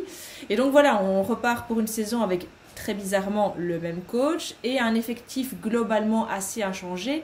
On peut juste déplorer peut-être la perte de Kalani Brown, qui était une rookie qui n'a pas su vraiment trouver sa place là dans cet effectif. Maria Vadeva qui fait un forfait sur la saison, mais par contre, deux arrivées intéressantes. La première, c'est celle de Simone Augustus en provenance du Minnesota Lynx. Et puis, un coucou, j'arrive et puis je repars, c'est Kristy Tolliver qui donc revient des Washington Mystics pour finalement ne pas jouer cette saison. Ça, c'est évidemment un coup dur parce que c'était une arrivée qui allait faire beaucoup de bien aux Sparks. Et puis, il y a Chiney Ogwumike qui, elle, décide de ne pas jouer pour des raisons principalement liées à sa santé, puisqu'elle a eu plusieurs fois des pépins, notamment, je pense, elle a aussi eu un tendon d'Achille. Elle fait les deux, tendon d'Achille et genoux. Et les genoux, et donc elle a dit qu'au vu de la préparation qui avait été faite, et dans une saison un peu particulière, elle n'allait pas prendre le risque de jouer. Donc voilà, il reste évidemment le lot de stars qu'on connaît avec Chelsea Gray, Candace Parker, Nneka Ogwumike. Mais malgré tout, ce sont des arrivées. L'arrivée de Kristy Tolliver et son forfait doit faire assez mal. Mais à quoi peut-on s'attendre? Est-ce qu'à votre avis, le Sparks tel qu'il est avec son trio que je viens de citer peut malgré tout aller titiller les sommets de la Ligue cette saison? Oui. Oui. Non, moi, tu m'aurais posé la question. Je pensais que tu allais dire les joueuses, oui, le coach, non? On va y venir. Je te laisserai en parler si tu veux. Mais non, sur le. Comment? Tu m'aurais posé la question il y a 3 jours, avant que Tolliver et Ogwumike ne fassent un pas de côté. Pour moi, je les mettais tout en haut avec le Storm dont j'ai parlé tantôt, parce que je trouvais que c'était vraiment l'effectif le plus profond, le plus bourré de talent, et que tous les postes étaient doublés. Tes role-players, c'était des top joueuses. Enfin, là, mine de rien, du coup, je suis un peu à chaud et j'arrive plus trop à les situer. Parce que tu as perdu quand même Kristy Tolliver, on sait tout ce qu'elle peut apporter et bon, on sait bien tout ce qu'elle représente pour la maison. Mais Chiney Ogwumike qui allait quand même avoir un vrai rôle comme, à mon avis, première rotation dans la raquette, derrière Candace et Nneka. Après, le 5 majeur, pour moi, c'est un des meilleurs 5 majeurs de la Ligue. Il n'y a pas trop de questions à se poser, même si Kristy n'en fait pas partie. Ça va sans doute être remplacé par Brittney Sykes. Il y a toujours Tierra Ruffin-Pratt qui sont derrière. Enfin voilà, ça envoie du bois. Maintenant, elles ont clairement perdu de la profondeur, qui leur posera peut-être moins de problèmes sur une saison raccourcie. Mais bon, après, ça reste quand même très fort. Je suis un peu trop à chaud sur les départs, enfin sur les forfaits de Kristy et Chiney pour pouvoir. J'ai quand même toujours l'impression que c'est une équipe qui peut faire quelque chose si Derek Fisher s'achète un cerveau. Clac.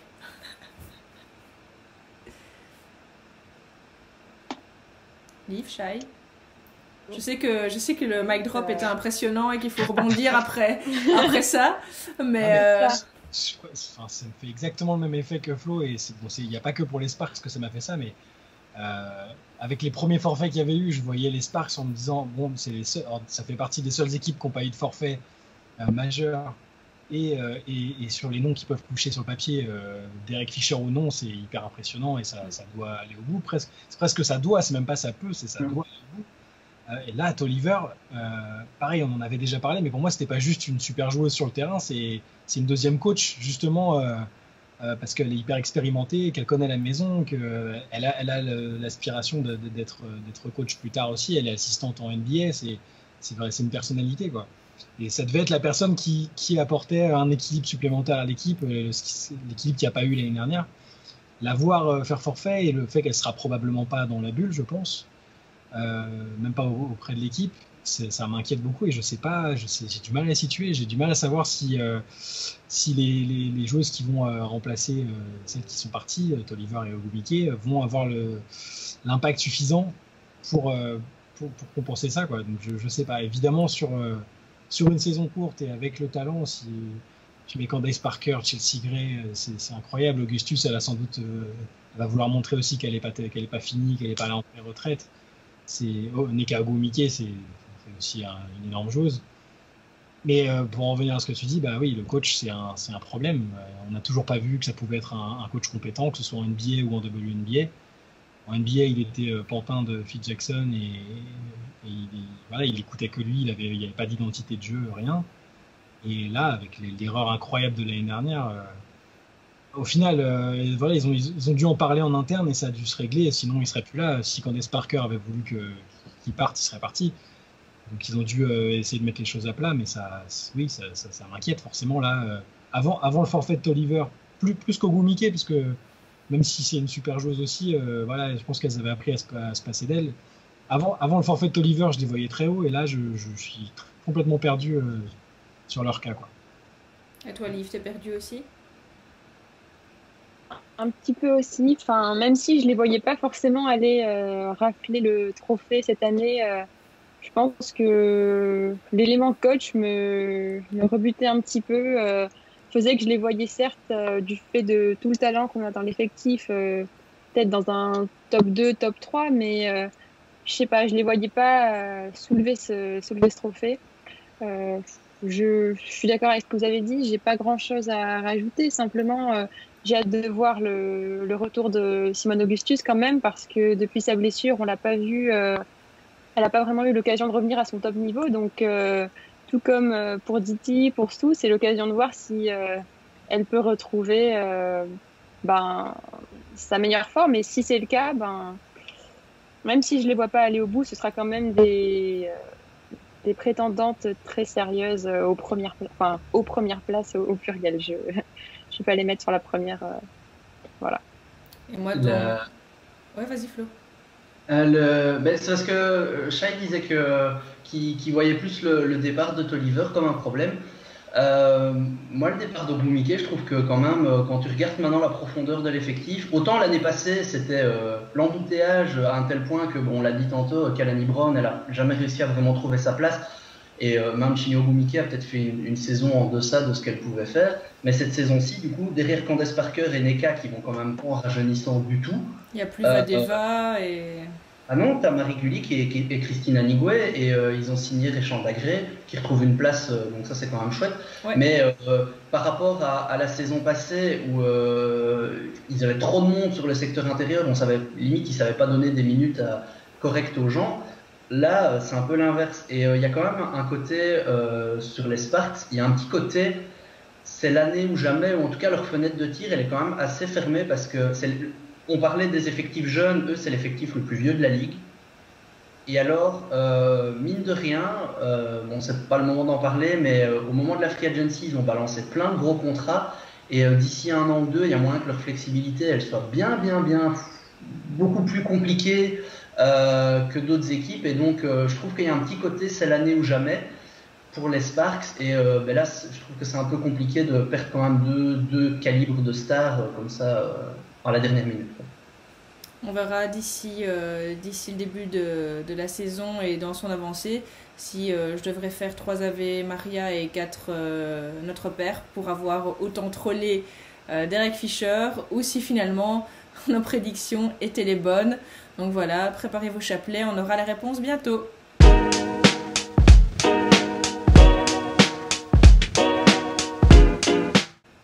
Avec une magnifique 2e place pendant la saison régulière, le Connecticut Sun est venu titiller les Washington Mystics, et ils ont même réussi à donner quelques cheveux gris à Flo et à tous les valeureux qui se levaient la nuit pour assister aux finals de la WNBA.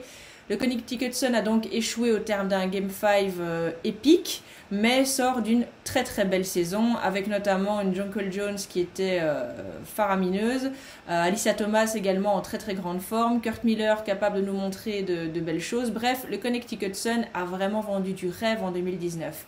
En 2020, on s'attendait à encore plus lourd, puisqu'effectivement il y a eu le départ de Courtney Williams pour Atlanta qui a fait un petit peu mal, mais une arrivée plutôt réussie, c'est celle de Dewana Bonheur en provenance du Phoenix Mercury. Dans les autres départs, on peut noter Shekinah Strickland, Morgan Tuck ou Leisha Clarendon. Et dans les arrivées, Dewana Bonheur n'est pas arrivée seule puisqu'elle est accompagnée de Brian January. Il y a aussi Kalina Mosqueda-Willis du Storm et Kayla Charles qui a été draftée. Mais voilà, tout ça c'était sans compter le coup de tonnerre quand Jonquel Jones a annoncé il y a quelques jours qu'elle n'allait pas rejoindre la bulle floridienne et qu'elle faisait l'impasse sur cette saison. Et donc sont un peu les dés sont peut-être fort redistribués, enfin les cartes sont peut-être donc soit les dés sont jetés, soit les cartes sont distribuées, mais moi visiblement je veux distribuer des dés. Et donc du coup, qu'est-ce que ça vous donne comme sensation? Est-ce qu'avec un forfait pareil, cette équipe qui était, je pense, qui était donnée numéro 1 du côté des parieurs, est-ce qu'elle peut encore accrocher un titre ou est-ce que ça devient fort compliqué? Je sais pas s'il était numéro 1 des parieurs, mais moi je l'avais mise de numéro 1. Et comme tu es mon parieur, tu étais numéro 1 pour moi. C'est ça. Et en tout cas, ça faisait, clairement, c'est une équipe attendue au tournant. Moi je les voyais vraiment. C'était l'équipe que je voyais le plus remporter le titre en fait, parce qu'il y avait la vibes Mystics de l'année d'avant avec l'équipe qui a appris des leçons des finales perdues et qui revient sous une forme à peu près encore plus convaincante. Et voilà, je les voyais vraiment fortes. Là, le forfait de Jonquel Jones, ça a un peu miné mon espoir pour elle. Il reste quand même de très très très belles choses dans l'équipe. Faut pas tout enlever. Les recrues sont pour moi fantastiques. Dewana Bonheur avec l'expérience de la gagne, pour moi ce qu'elle apporte c'est énorme. Brian January, excellente joueuse défensive. Même sans Jonquel Jones, l'équipe a une identité défensive exceptionnelle avec les deux Thomas, Alyssa et Jasmine Thomas. Je les vois pas s'écrouler à cause du forfait de Jonquel Jones, mais c'est quand même meilleure rebondeuse de la ligue, c'est une star tout court. On parlait des joueuses qui peuvent changer. Ouais. Jones, ce match des finales qu'elle fait où elle écrase des Mystics à elle seule, c'était incroyable. Donc je suis complètement perdu là aussi. Je pensais vraiment j'avais aucun doute sur leur capacité à aller très très loin. Là, je me demande un peu plus comment ça va se goupiller à l'intérieur. Là, Kurt Miller qui expliquait aujourd'hui ou hier que du coup, ça serait sans doute Breonna Jones qui serait titulaire en pivot. C'est une bonne chose parce qu'elle connaît très bien Alyssa Thomas pour avoir joué à Prague, donc il y a déjà la connexion, c'est quand même un atout. Et elle a bien explosé en Euroleague cette saison. Hein. Exactement. Donc je vais rester optimiste et les voir aller très loin, mais ça casse bien l'ambiance quand même. Je pense que c'est la plus grosse joueuse à déclarer forfait, on est d'accord? Ouais, tout à fait. Et les autres joueuses, on se dit bon, c'est problématique, mais il y a moyen de. Là, Jonquel Jones qui sort. Franchise, quoi. Ouais, voilà. Après, est-ce que c'est vraiment la franchise player? C'est une franchise particulière où tout le monde est un peu avec Alyssa Thomas qui est quand même là aussi depuis longtemps. Jonquel Jones, enfin même si c'est pas la franchise player, c'est la joueuse qui monte le plus fort et qu'on pouvait imaginer la plus forte sur les années à venir, quoi. Donc voilà, je suis perdu. À vous la parole. C'est vrai que en tout cas, c'était la joueuse peut-être clairement la plus dominante de l'équipe la saison passée. Elle a quand même, en tout cas tout le début de saison, été régulièrement dans la conversation de la MVP et tout ça, parce que le Sun a quand même fait une saison de fou la saison passée. Moi je suis comme toi, je suis comme pour les Sparks, je suis beaucoup trop à chaud sur je sais plus où les placer en fait. Je les plaçais assez haut au niveau de la régulière. Là je sais plus trop. Je pense que l'effectif va tourner. Je pense ça va être intéressant de voir comment Kurt Miller va peut-être réussir à se réinventer, parce que ça va rester une équipe défensive, mais je pense que ça va plus être avant, l'identité du Sun, c'était d'être une équipe, c'est une lockdown défense et tu t'attaques à une forteresse. Là je pense qu'on va avoir une équipe qui va devoir se réinventer, peut-être jouer plus petit. Il en a parlé dans un podcast récemment. Je pense qu'il va devoir réinventer son jeu, donc ça va être intéressant de voir aussi, parce que c'est quand même un très bon coach. Voilà, c'est très intéressant. Faut espérer que du coup Bonheur ne nous refasse pas une saison 2019 où elle essaye de forcer son talent parce que elle est un peu plus esselée dans un collectif. On espérait qu'elle puisse s'insérer entre Jonquel Jones et Alyssa Thomas, et donc il faut voir comment Bonheur va pouvoir l'intégration de Bonheur est pas du tout la même que celle qu'on pressentait il y a 2 semaines. Et par contre, moi j'attends une saison de fou malade d'Alyssa Thomas, quoi. Moi, j'ai envie de voir Alyssa Thomas qui dit bon, ok, les filles, c'est très bien, Jonquel, elle est pas là. Alors, moi, je suis là depuis un certain longtemps, donc je vous mets sur mon dos et on y va. Je viens de tout péter en Euroleague. Je suis une machine, je m'arrête pas, je joue 40 minutes par match. On y va. Jonquel est pas là, c'est pas grave, on fonce et en mode guerrière, quoi. Sachant que elle est en fin de contrat à la fin de la saison. Je veux dire, c'est l'année où elle peut aller. Ça va être là, ça va être la grosse free agent de la prochaine intersaison. Donc, ça va être très particulier pour elle là, cette saison, à mon avis. Ouais. Ben, même si, comme vous, je crois totalement en Alyssa Thomas, je suis quand même déçue de ne pas pouvoir voir le Big Three qu'on avait imaginé à l'œuvre. Parce que Dewana Bonner, Jonquel Jones et Alyssa Thomas, donc c'était quand même un trio extrêmement complémentaire qui, je pense, aurait été difficile à arrêter sur les terrains. En plus, outre le fait de perdre au niveau du jeu de Jonquel Jones, je trouve que finalement le Sun a quand même un petit peu perdu au niveau de l'identité de l'équipe pendant cette intersaison, puisque là on se retrouve avec à la fois Courtney Williams qui est partie, Jonquel Jones qui ne joue pas. Et ce sont deux joueuses qui faisaient partie de l'équipe, qui ont connu la défaite en finale. Et on l'a vu avec les Mystics l'année dernière, c'est quelque chose, cet esprit de revanche, la volonté de ne pas se faire humilier une deuxième fois qui pousse énormément les joueuses sur le terrain. Donc, est-ce que une Dewana Bonner qui arrive de Phoenix, par exemple, aura cette rage pour aller chercher le titre, même si bien sûr c'est une compétitrice je ne sais pas si ce sera la même chose que d'essayer d'aller conquérir un titre après être passé si près, en fait. C'est assez difficile pour toute l'équipe de Swissfish qui est clairement en syndrome de stress post-traumatique suite à l'annonce de Jonquel Jones. On sent qu'on a tous du mal à digérer ce départ, tout en se rendant compte qu'une équipe ne se limite évidemment pas à une joueuse. Et donc, il y a un effectif derrière qui est capable. Mais quand tu enlèves une joueuse comme Jonquel Jones, forcément, ça fait assez mal. Ça va permettre de voir Béatrice Monpremier, qu'on espérait être sélectionnée plus haut dans la draft, qui a été sélectionnée plus bas, qui a été, je sais plus, coupée, transférée. Enfin, elle est déjà... On l'attendait super bien. Je crois qu'elle a déjà été ballottée dans plusieurs franchises.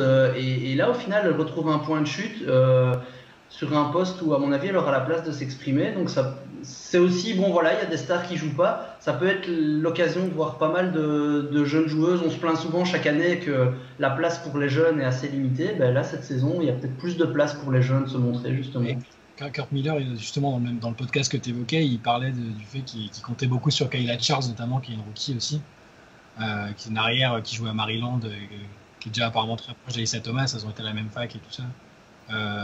Oui, tu as raison. C'est pas la seule équipe où on va avoir, à mon avis, des jeunes joueuses qu'on n'attendait pas aussi exposées, avoir des responsabilités. Donc c'est aussi ça, c'est intéressant. Maintenant, quand on a une baseline comme Disrespect, je pense que très clairement, on ne doit pas se laisser effrayer par un forfait comme ça. Et donc, à mon avis, le Connecticut Sun aura beaucoup de choses à nous montrer. Et je trouve que c'est un beau clin d'œil, justement, que ce soit Monpremier qui soit dans l'équipe Disrespect, surtout avec le parcours qu'elle a là. Et ce sera l'occasion de voir ça dès, à mon avis, le début de la saison régulière qu'on attend maintenant dans quelques semaines.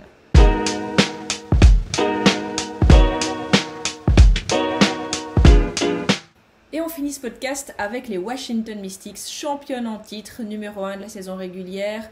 Une Elena Deledon qui finit MVP de la saison, une Emma Messman qui finit MVP des Finals, un titre décroché au bout de 5 matchs palpitants face au Connecticut Sun, des Finals de très haut niveau. Bref, une saison magnifique pour les Mystics. C'est une saison qui sera gravée dans les almanachs de tout Washington.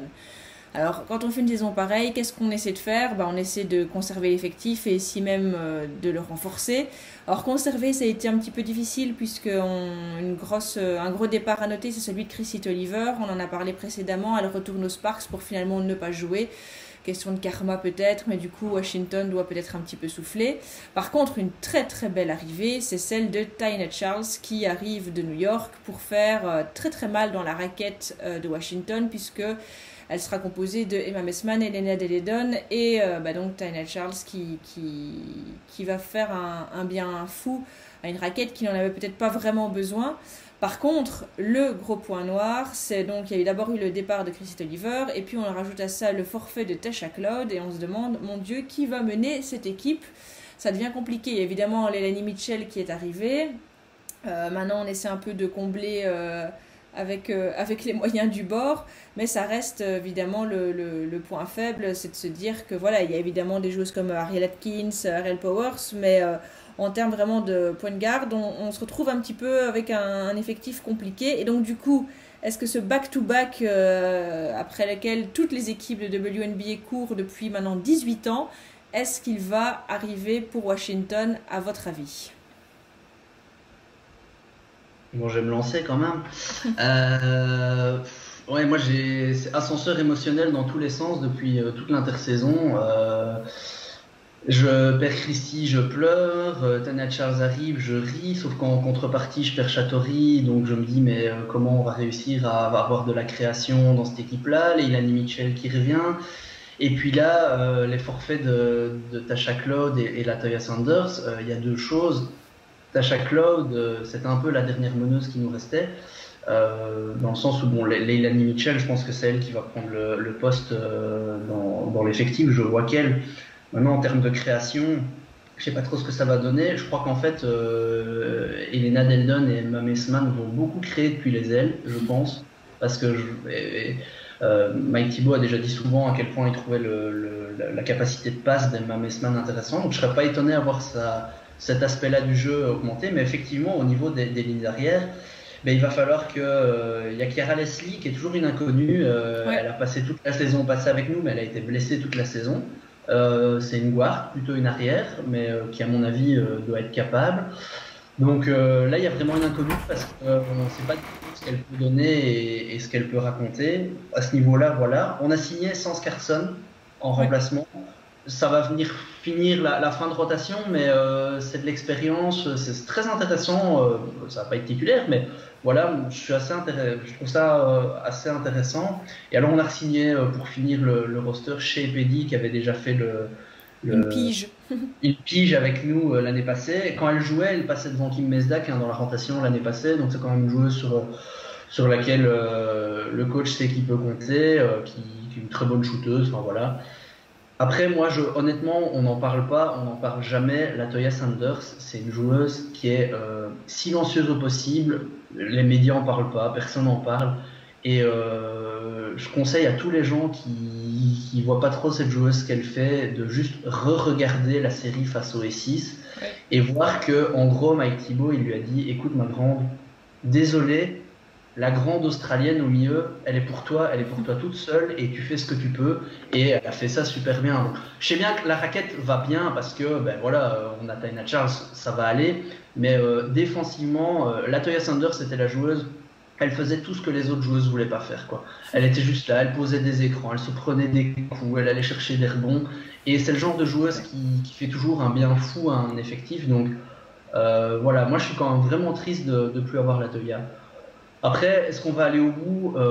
Sur le papier, on a quand même toujours deux anciennes MVP, dont l'MVP en titre avec Elena Deldon qui vient de faire une saison de fou, Emma Messman qui est en montée dans sa carrière, qui rentre, elle vient d'avoir 27 ans, donc elle rentre seulement dans son prime, et je crois qu'elle a vraiment passé un cap, donc on peut jamais dire jamais. Bon, après, c'est peut-être mon côté défaitiste. Je suis pas sûr que ce soit l'année du titre pour Washington, mais je pense qu'il y aura quand même du jeu et qu'on va rester compétitif.